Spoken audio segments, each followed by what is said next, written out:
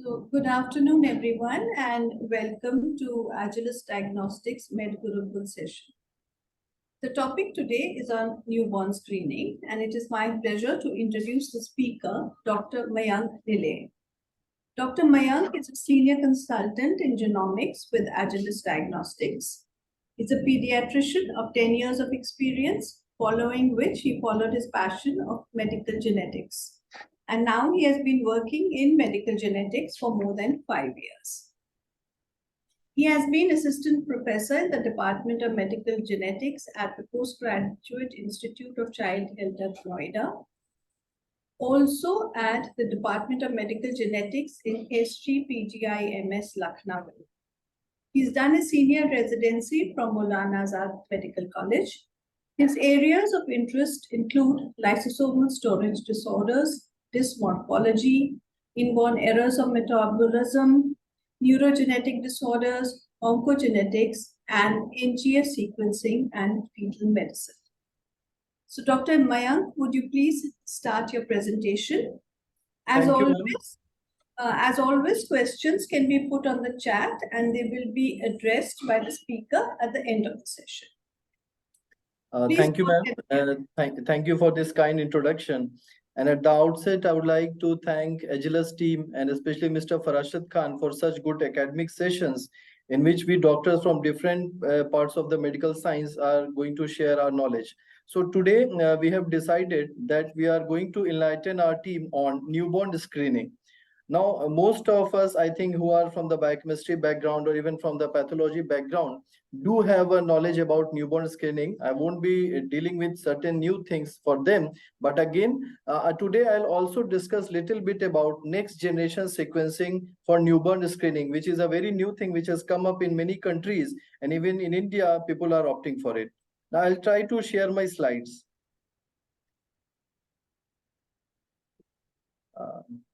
Hope my screen is visible. Yes. Yeah, thank you. Yeah, so before I begin the presentation, I just say, which I say every time, this is an era of reproductive genomics. Now, why I mean by this is that because whenever we are discussing reproductive genomics, we not only deal with a couple, but we also deal with the fetus and the future baby. So, of course, whether it is carrier testing, whether it is non-invasive prenatal testing for various chromosomal or genetic disorders, or even if someone is going for a pre-implantation genetic diagnosis for an IVF, we sometimes somewhere forget about newborn screening. So even for obstetricians, pediatricians, and we as a lab, we should make aware the people regarding newborn screening and the importance of that. Now, I have kept a few pictures in my first slide. You can see all these children were referred to me in last, I think, 1 to 2 years when I was at PGICH Noida with various diagnoses. Like most of them were referred to me as query Down syndrome. Some of them were referred to as query mucopolysaccharidosis, Hunter syndrome, something like that. But sadly, when I examined these children and got certain basic tests, 3 of these were having hypothyroidism. This baby, second, this 4th baby, and this 5th baby. Now, why I have kept this slide? Because it really pained me that a child around 11 years old, especially this last child, hope my cursor is visible, he was devoid of this diagnosis by I don't know what was the reason. The pediatrician lacked that thing or ignored that thing. A simple TSH test helped us in identifying him to have a hypothyroidism, and though clinically he was having most of the features. Now, why this is painful is that this child is already around 11 years old, and you all know that the treatment of hypothyroidism is very cheap. It is just a thyroxine supplementation. So depriving a child of that thyroxine for 11 years, I feel, is a crime. And sadly, most of these neurological deficits are irreversible. Though we started all these 3 children who are diagnosed with hypothyroidism or with thyroxine supplementation, but yeah, especially this child around 2 years old, and he was also around 2 years old, they picked up, but still the irreversible damage which has occurred to them, we cannot reverse that. So where lies the pitfall? The pitfall lies here is depriving them of a basic newborn screening. So here comes the role of a newborn screening, which can be done for basic 5 or 6 conditions, and also the extended newborn screening, in which various inborn errors of metabolism could be diagnosed so that an early intervention can be planned, and these children may have a normal development and normal future life. Now, what is newborn screening? Basically, it is just a system to identify certain genetic problems which are a health issue for the community, and overall which may affect the development and metabolic background of the child. A little bit about the history of NBS. It started quite late in our early decades of the 1930, and one doctor was there, Dr. Falling, who identified PKU as an inborn error associated with mental retardation. He started a very simple ferric chloride test. Later on, in 1960s, Dr. Guthrie, he started the filter paper test for PKU. He developed a very simple, inexpensive test, which was a bacterial inhibition test. And surprisingly, this was a great success. And in 1960, it was taken up as a program in whole New York to screen all children with phenylketonuria. So you can see how behind we are.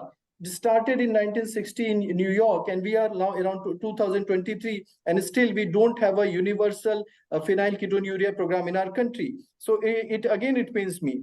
So moving up to the next slide, there is a certain criteria for screening. Now, we cannot screen for everything. Around 8,000 to 10,000 genetic disorders are known. Do we need to screen for everyone? No. There is a criteria called a Wilson and Jungner criteria, which was given in 1968. It has certain points to decide for a disease to go for a screening or not. First, it should be an important health problem. Second, the diagnosis and treatment facility should be readily available. There should be accepted cheap treatment. And of course, we should be able to detect the condition in latent and early asymptomatic state. And again, it should be acceptable to the population. And of course, natural history of the disease should be known, and it should have an agreed policy on whom to treat as a patient. And of course, cost of case finding should also be feasible, and it is a continuous process. This is a basic NBS system. Like the birth facility, the blood is collected on a filter paper. There are certain field individuals who transmit it to the lab. The lab checks the metabolite levels through assesses it with various databases, and the results are given to the doctor. And then there comes the role of the medical team to track the family, to track the child, to go for certain confirmatory tests and start the treatment. So it is a teamwork. Now, what are the components of NBS? Of course, education. We need to train the professional, parents, and policymakers. Screening, of course, already discussed. Follow-up is very necessary. It shouldn't be like that कि हमने diagnose कर दिया बस ठीक है हमारा काम खत्म. No, we should keep following up the children whether they are properly compliant to the treatment or not, or what are the constraints or the response to the therapy. And of course, diagnosis, management, and evaluation is a long-term thing. Now, what are the benefits? The benefits are, of course, an early identification so that an early intervention can be planned. It is going to reduce the mortality and, of course, the morbidity, and it can also help in family planning and preventing that disorder in future children of the family. Of course, anything has certain risks, and NBS also carries certain risks like a parental anxiety. Sometimes we may get a false positive result. We have seen many times a newborn in NICU with a sick condition, something like a failure to thrive, not responding to feeds and all. We get a TMS, GCMS, and we found that, okay, glutathione carnitine is high. So it might be glutaric acidemia. We even start all the metabolic sick program, all the treatment, everything. And later on, the genetic testing is showing it to be a normal child, and he is also responding. So of course, there are chances where certain false positive results may come, especially on the extended NBS, because the metabolite levels may be affected by prematurity, sepsis, and various other organ dysfunction. Also, there are chances of a misdiagnosis or false negative. And then comes the ethical aspect of the right not to know. There can be certain individuals who may say, no, we don't want to know the results. And of course, certain unanticipated outcomes can also be there, especially the disorders which may be asymptomatic initially, but may present certain symptoms in future. So we should be ready for that. And that information should be given as a part of pre-test counseling. And of course, the risk of getting labeled diagnosis of benign conditions. Now, timing of testing is very important. There are already various guidelines, but generally between 24 hours to 7 days of life, it should be sent. And the ideal time is 48 to 72 hours after birth. Suppose if because of any reason, if the child is tested within 24 hours of age, a repeat testing should be done within 5 days. And if the baby is more than 5 days old, screening is still available. In fact, for Agilus also, we have different test codes for that. Certain special considerations, especially prematurity. Ideally, if a newborn is less than 37 weeks, we should collect the specimen at 5 to 7 days of age, and we should clearly indicate on the NBS card that it is a preterm sample, because they have a very high chance of a false positive result. Sometimes newborns are on total parenteral nutrition, which may also affect the level of the amino acids and organic acids. Transfusion is also very important. Sometimes the children the newborn may be transfused because they may have a very anemia in a very early neonatal age. In that case, also the TMS GCMS result may affect. Certain guidelines tell that after a transfusion, at least we should wait for 1 month, and some guidelines even say for 2 months. Suppose if we have not sent the DBS sample. And an early discharge is also an important thing. If some family is getting discharged before 24 hours, we should do counsel the parents that a repeat sampling should be done. In this slide, you can see the area of the hill where we need to prick. These are the medial and lateral borders. A simple stillate can be, after cleaning, it can be used to prick, and then 5 circles need to be made on the DBS card, which is a very easy thing, and we can train the technicians. So what is basic NBS? Basic NBS or newborn screening is done commonly for hypothyroidism, adrenal hyperplasia, G6PD, galactosemia, biotinidase deficiency, and many labs are now doing for cystic fibrosis as well. Now, why these 6 conditions? Because an early diagnosis is certainly going to help the children. We can start the child on thyroxine. For CAH, they can be started on fludrocortisone and other steroids. And G6PD, of course, a newborn who has a prolonged jaundice, is not responding, and he has a persistent liver dysfunction in NICU. And we may find that the child is G6PD deficient. So we can take certain precautions. If we have started certain drugs, which is leading to hemolysis, we can stop that. Similarly, for galactosemia, if we diagnose at an early age, we can prevent the irreversible damage to the liver and the brain, and just by doing a lactose-free diet. Similarly, for biotinidase deficiency, it may result in seizures, mental retardation in future, and simple biotin supplementation will prevent that. Also, for cystic fibrosis is a multi-system disease. It may involve our lungs, it may involve our gastrointestinal system, and an early diagnosis is surely going to help the family because we may start an early treatment. Now, there were certain studies in India. For example, the study 1988 by Dr. Radha Ramadevi in Bangalore, and similarly various ICMR studies and multicentric studies. And it was found that apart from these basic 5 or 6 conditions, newborns may have certain other disorders like homocystinemia, hyperglycinemia, PKU. All these were diagnosed, and it helped in treatment. They were started on certain supplements, and those children were doing quite well. Similarly, in the 1991 study, you can see 65 out of 1,314 patients who were having mental retardation were attributable to metabolic disease. Now, what I mean to say is that there are a lot of inborn errors of metabolism, whether they are related to amino acid or fatty acid metabolism, in which the deficiency may lead to intellectual disability. So if we diagnose them at an early age, we can start a treatment and we can prevent that mental retardation.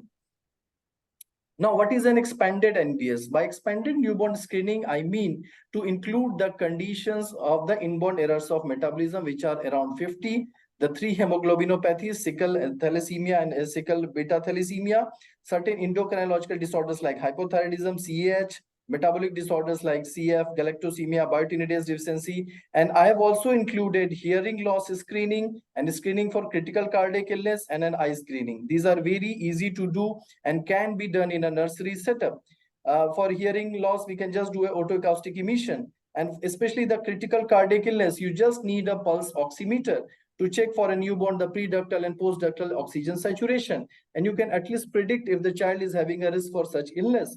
Similarly, for eye screening, it can be done by simple ophthalmoscope to see the red reflex. So this is basic things which need to be done in an expanded newborn screening, and ideally this information should be given to all the newborns and the families. Of course, all these things can be detected. I think I've already discussed. Now, what is a screen positive? This is very important. Sometimes when the screen positive comes on TMS or TMS, then the doctor may ask us, sir, blood spot pe positive aaya hai, aage kya? So screen positive means further testing is required. We need to confirm this because these are screening tests. It doesn't mean that the infant is effective. So what can we do? We can directly measure the plasma amino acid analysis. For example, if there is certain disorder in which certain amino acid is found to be low or high on the DBS kit, we can directly measure that. Apart from that, we can also do the urinary GCMS analysis. This will help us in ruling out the false positive cases. This is a simple setup for the punching of the cards. I think already present at our Mumbai lab. Now, there are various technologies in screening like immunoassays, enzymatic assays, time-resolved fluorometry. With time, certain new techniques have come which have really improved the success of this NBS program, and tandem mass spectrometry is, of course, the best one. Immunoassays have been traditionally be used to see the specific protein binding assays and that rely on the specificity and affinity of the antigen and antibody binding, and still performed for thyroid TSH in most of the cases. In this slide, I've just shown the microtiter plate or the slide footprint. This gives result very rapidly. Now, this is very important. Now, what is tandem mass spectrometer? Why we use the word tandem mass, or sometimes you may see a MSMS, because there are two mass analyzers, mass analyzer 1 and mass analyzer 2, and mostly we just separate the chemicals or the molecules on the basis of mass by charge ratio, and this is very helpful to detect the amino acid profile, acyl carnitine profile, and all those issues. Like conditions which help us in by this technique. For example, a newborn with hypoglycemia, coma, seizures, or history of cardiomyopathies, this can be fatty acid oxidation disorders, and all this can be picked up by an MSMS. Similarly, a child with severe metabolic acidosis, lethargy, respiratory distress, recurrent metabolic crisis, who is not responding to treatment, they can be having this branch in amino acid disorders. Similarly, I already told before, mental retardation, hyperammonemia, failure to thrive, all these can be a part of amino acidopathies. Now, I'll just discuss a little bit about the burden of genetic defects in India. Though very large scale population based data is lacking from our country, but still the studies which have been done, they are alarming. Every year, around 5 lakh children are born with congenital malformations, 4 lakh children are born with G6PD deficiency, 10,000 are born with thalassemia major. Though there were large programs by the government of India and the ICMR like Jai Vigyan program, and even obstetricians, they are continuously counseling to get a thalassemia screening of couples by NHPLC, but still you can see such children are getting born. So there is some lack on the part of the policy makers and lack on part of us as doctors. We need to spread this awareness. One good thing has been done by the government of India recently, that sickle cell eradication program has been started, and surely it is going to help. And lastly, you can see 10 to 15% of pediatric admissions have some genetic etiology. So as I say in all my presentations, this is the era of genetic disorders, and this is the era of human genetics. And with new treatments coming up on the pipeline, we should have a high index of suspicion, especially when the common causes for an illness like sepsis and all are ruled out. Avoid a need of NBS program in India, because everywhere you can see in outside world, Europe, US, around 50 metabolic conditions, they are mandatory for each newborn. And of course, for us, cost constraints are a big issue, but still there is time we should start thinking on that. WHO has recommended that genetic services should be introduced in any country if the infant mortality rate goes down below 50.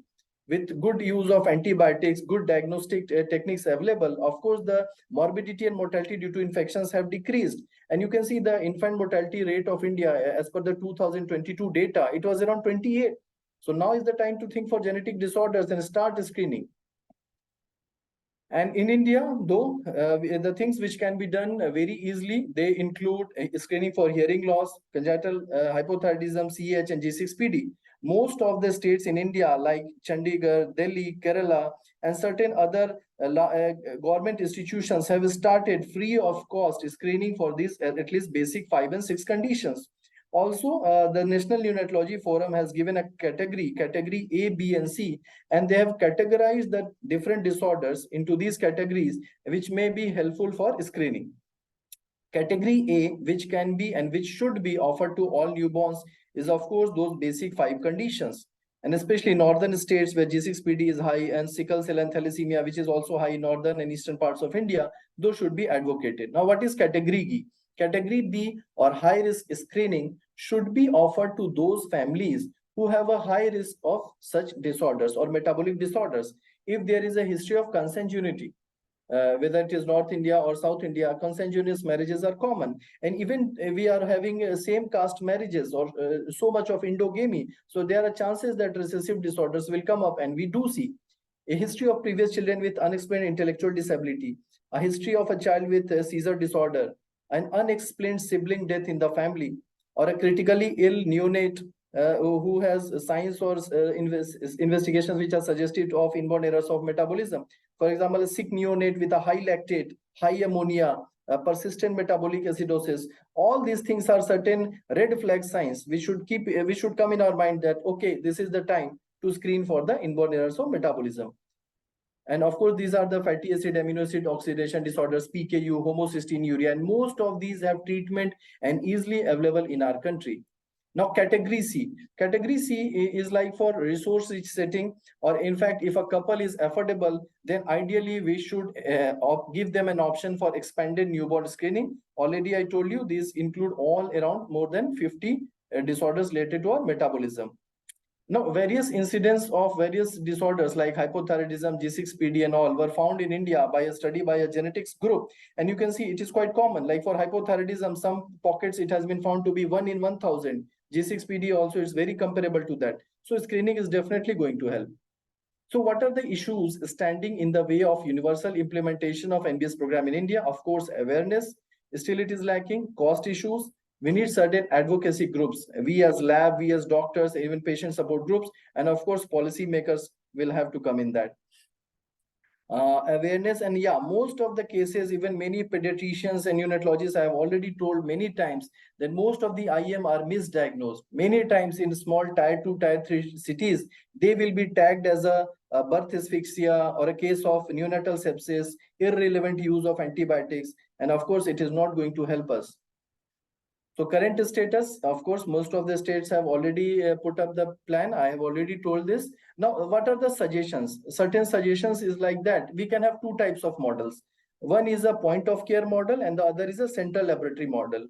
Some of the Indian states, they are very large. Their population and or you can say the area is large as compared to many countries. So for such states, we can have multiple central laboratories which can do the testing. Apart from that, as cost is an issue, manpower and resource application is an issue, the government can start a PPP model where the private partner can be involved with the states and both of them can start the screening. Also, ASHA workers are there. We have already in our MBBS books that there are accredited social health activist ASHA workers who are helping the child for nutrition, getting mothers for vaccination, and helping them in an institutional delivery. Why not involve the ASHA for a newborn screening? Because they are near to the families, near to the patients. They can sensitize them. If we can train them to for certain signs and symptoms so that they can bring the child for newborn screening and they can get tested by a simple DBS card. Now I'm going to discuss about the next generation sequencing in newborn screening. Now, what is the advantage of next generation sequencing? By next generation sequencing or NGS, I mean, it is just, you can understand, it is simply the sequencing of the genes in our chromosomes, which can help us in identifying the molecular basis of the disorders. We are all doing NGS for various disorders or symptomatic people, but here I am talking about NGS in an asymptomatic or a supposedly healthy newborn. What are the advantages? First, before going to the advantage, I'll say that disadvantage is cost. Still, it is not as cheap as an NBS, but of course, if any family is affordable or if we can manage certain panels which are cheap, we should offer them because it is going to help us in predicting the disorder, preventing and personalized treatment. And the other advantage is it will directly detect the genes because DBS and all are detecting the metabolites. And the other thing is same thing, it is time independent. It can even be done antenatally on a prenatal sample. It can be directly done on the sick neonates because I told you initially sick neonates, false positive or false negative results may come on DBS. So in that case, genetic testing is going to be paramount important because it will just give the direct mutation. It is not affected upon the condition of the child. And what is an expanded NBS using NGS? We can include conditions like neurofibromatosis, Duchenne muscular dystrophy, spinal muscular atrophy. Now, why have put these disorders? Because these disorders have treatment available at present. And the crux is that if an early diagnosis is made, then only this treatment will work. Whether it is the gene therapy for SMA or the nusinersen therapy or the oral risdiplam, the main exclusion criteria is a delayed age of diagnosis. So even many countries outside India, they have made SMA screening as a compulsory part of newborn screening. So these are the advantages of a genetic test. And of course, we need to decide a diagnostic test. A timely rare disease diagnosis is going to prevent the cost and distress associated with an extensive diagnostic odyssey.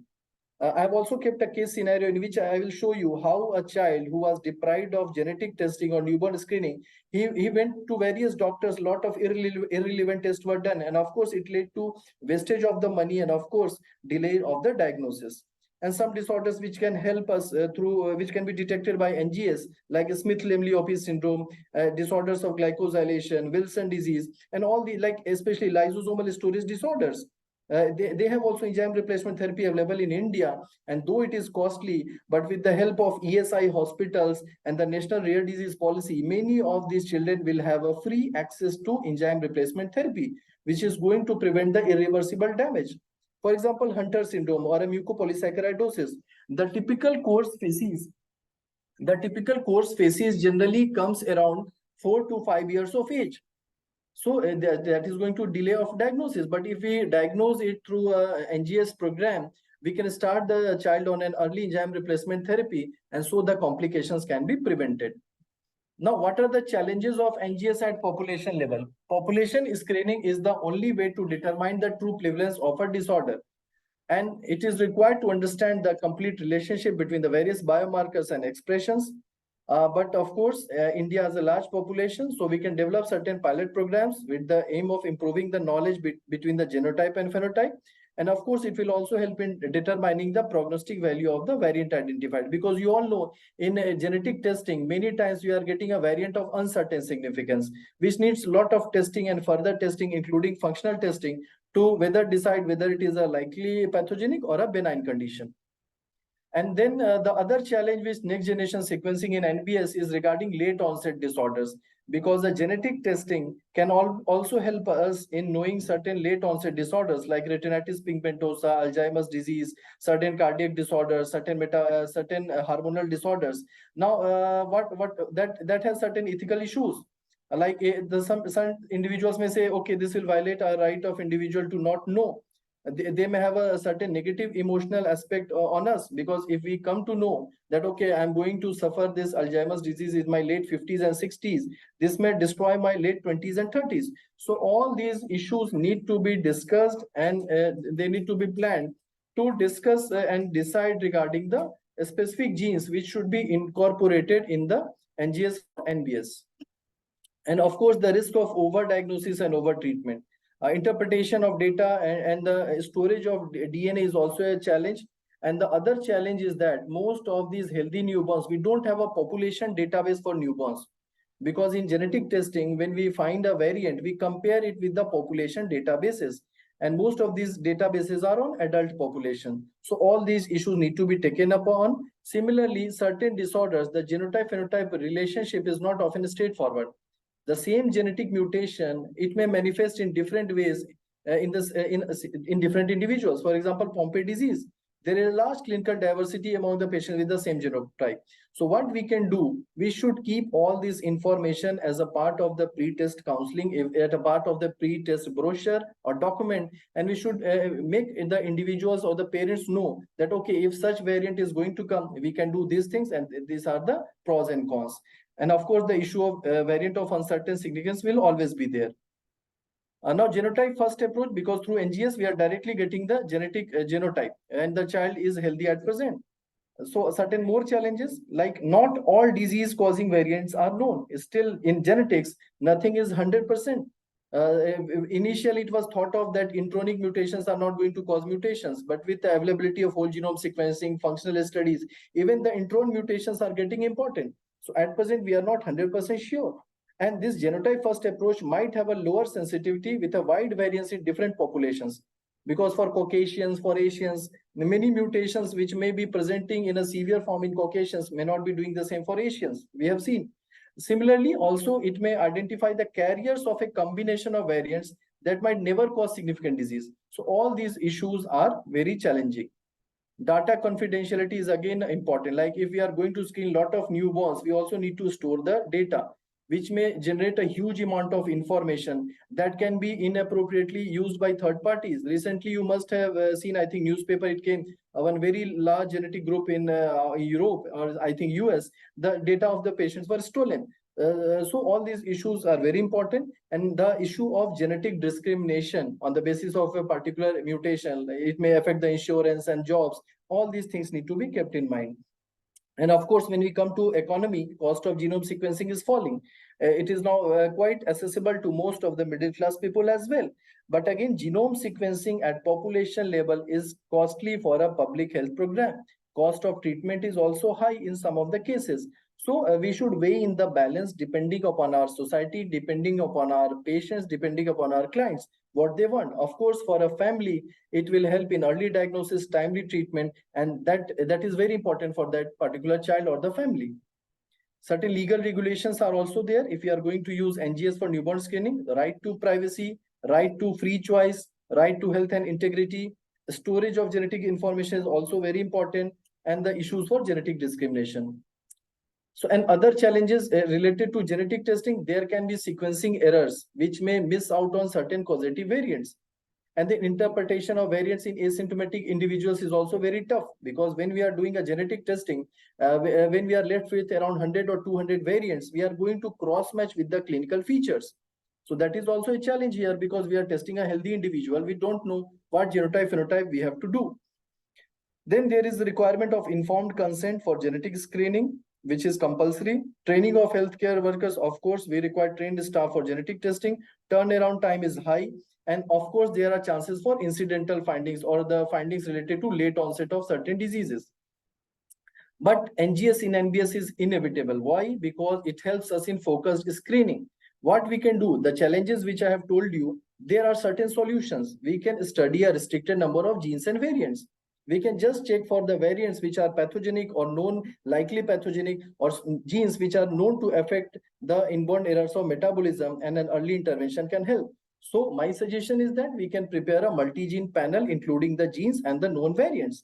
And what is the primary objective? We should focus on identification of highly penetrant disease variants. By highly penetrant, I mean there are certain genetic mutations in various diseases which may not be penetrant, which may not manifest the disease, okay, or which may manifest the disease in a later age. And why by high penetrant, I mean that we are more than 100% sure, okay, if this variation is present, certainly the individual is going to have the disease. So apart from that, preventable or accepted treatment conditions should be there. It shouldn't be like that we have diagnosed the disease and no treatment is there. So all these points should be kept in mind before deciding the NGS gene panel for newborn screening. What we can do? We can make a panel with all coding sequences of certain selected genes, and also we can include the panel of known pathogenic variants. How it will help us? It will help us in limiting the number of variants of uncertain significance. We can make a policy that, okay, we are not going to report the variants of uncertain significance. This will also decrease our time required for interpretation, but it will reduce the clinical sensitivity, because we have also seen many times a patient with lysosomal storage disorder, even the enzyme assay is supportive, but as per the ACMG guidelines, we find that the homozygous mutation is VUS.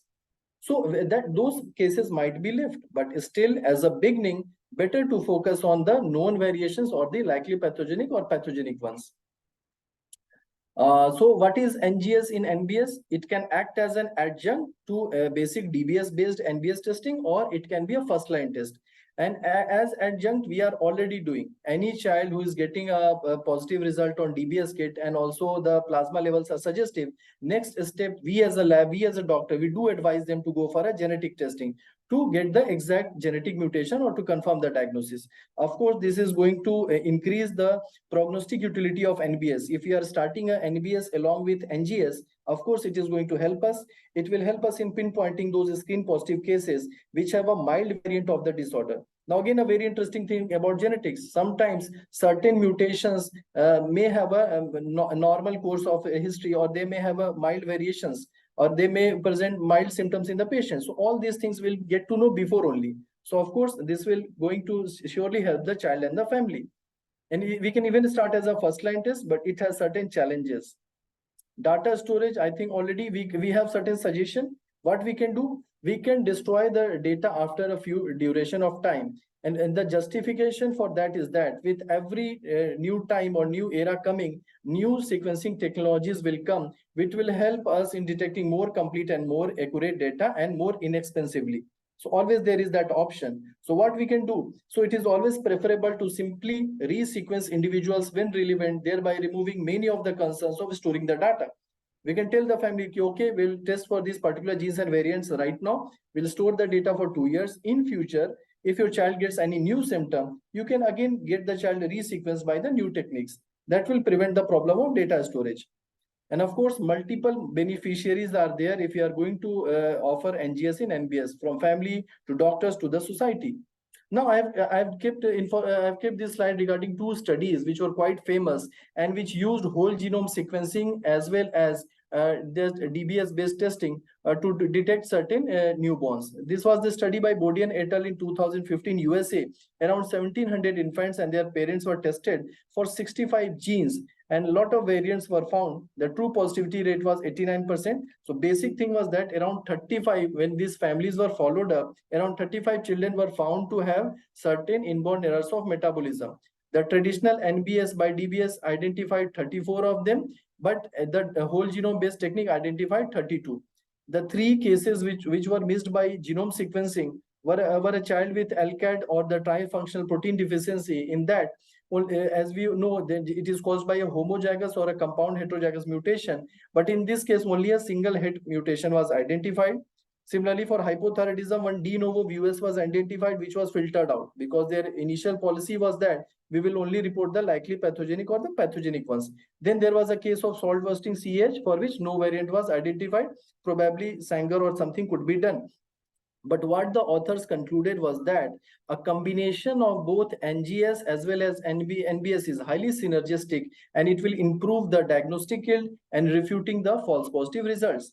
One more study was done by Bomer et al. In 2017, and whole exome sequencing was performed on DBS kids, and 15 cases of IEMs were identified. Which I have seen, like PKU, propionic acidemia, and all these have certain treatment, and the children were able to do good. And the DNA in DBS is quite stable, and analytical validity is independent of the baby's age, condition, or feeding. There were certain challenges for the bioinformatician, like there can be coverage fluctuations between regions for the DNA from DBS. There can be difficulty in identifying certain insertion deletion mutations, but of course, with time, with the coming up of good bioinformatic tools, all these disadvantages are gone. Now, in this slide, I have kept a case for you to make you understand the importance of that extended NBS. This was a child who was referred to me. This child, you can see, he is not having any dysmorphic feature. Just he was having involuntary movement seizures. He was having a poor growth. Language delay was there, and the child was very hyperactive. And he was already being given levetiracetam and clobazam by the neurologist. And in the history, there was query history of delayed cry. So basically, this child was tagged as a case of spastic cerebral palsy or post-birth asphyxia sequelae, which we do most of the times as a pediatrician. भाई बच्चे ने रोया नहीं, scissor आ रहा है, इसको तो CP है. Then what we did, as any case, we did the family tree, we did the 3-generation analysis. The child belonged to a consanguineous family. Of course, head circumference was on lower side, microcephaly. He was hyperactive. And other investigation and in general examination, mostly he was having the spasticity and extensor plantar response. Otherwise, there was no similar any other history in the family. Routine blood test was normal. MRI brain was showing a thinning of corpus callosum. But then I offered this family a DBS testing by TMS, and then I added that testing with plasma amino acid level analysis, and what I found was serine and glycine were quite less. And even then I did the CSF serine and glycine, which was also decreased. So so my provisional diagnosis was a disorder which might be related to serine biosynthesis. And then when I added this patient with an exome sequencing test, I found him to have a mutation in the phosphoglycerate dehydrogenase gene deficiency. And this is a autosomal recessive inheritance, and the variant was pathogenic as per the ACMG guidelines. So now some may say that कि आपने क्या किया, आपने तो बस DBS किया और genetic testing exome करके अब क्या फायदा? So now comes the advantage. When I reviewed the literature, I found that this can be treated with supplementation of serine and glycine. Basically, the thing which is deficient in an inborn error patient, we started the supplementation. And the cost was also very less. It is around 2,000 rupees per month. And the good thing was that within 3 months of the starting of therapy, seizure stopped, hyperactivity is decreasing, and gradually now he's in follow-up for last 2 years. I have stopped all the anti-seizure medications. but still the child is not completely normal. He is still having developmental delay. So where we failed as a society or as a doctors, if this child would have been given the option of extended NBS at his birth, he would have been diagnosed at that time only. And if we would have started serine and glycine supplementation since his birth, he would have been completely normal. So as a society, we may not care, but for that family, this child is important. So an early diagnosis is surely going to help us in achieving a normal child. And by this case, I want you all to understand that most of these inborn errors of metabolism are treatable and they have a very cheap treatment. And then there are certain cerebral palsy mimics. If any pediatrician colleague is in this seminar, then I can make you understand like certain spastic CP. These are metabolic disorders which I have kept in this slide. They may present with dystonia, some may present with ataxia, some may present with spasticity, and most of these can be diagnosed through an extended NBS or a NBS including the amino acid profile and the acyl-carnitine profile. So what is the take-home message? My take-home message for you all is that catching something early is always better. Of course, no screening test is perfect. There can be chances of false positive and false negative. And if we have a detailed or a universal screening program for at least basic 5 or 6 conditions in our country, it of course going to do a good rather than harm. And one thing is very important, do follow up the babies who are screen positive and do encourage the families to get a genetic test or a molecular confirmation. And most of these cases have a multidisciplinary management, which includes physician, field worker, the lab people, the pediatrician, and the metabolic specialist. Thank you. Thank you, Dr. Mayank. That was very comprehensive. You covered the burden of genetic defects in India, how it is more common than what we assume it to be, how there are many conditions that are easily treatable, and treatment needs to begin early. Treatment needs to begin early before there is irreversible damage that is done. You also highlighted sample collection and special considerations. This is important because there's a limited period during which the sample can be collected, and being a diagnostic chain, it is our responsibility that the sample is collected rightly so. You have also highlighted the way forward and what's new and how NGS can be used, how to design panels, what are the ethical considerations and what are the limitations to it. So I think we are all very well informed on it, and each one of us should become advocates for newborn screening in our own way. As we wait for universal screening to start, for the government to do something formally, in our own way, we too should become advocates for newborn screening. There are a few questions on the chat, and we will take them up now. The first question is from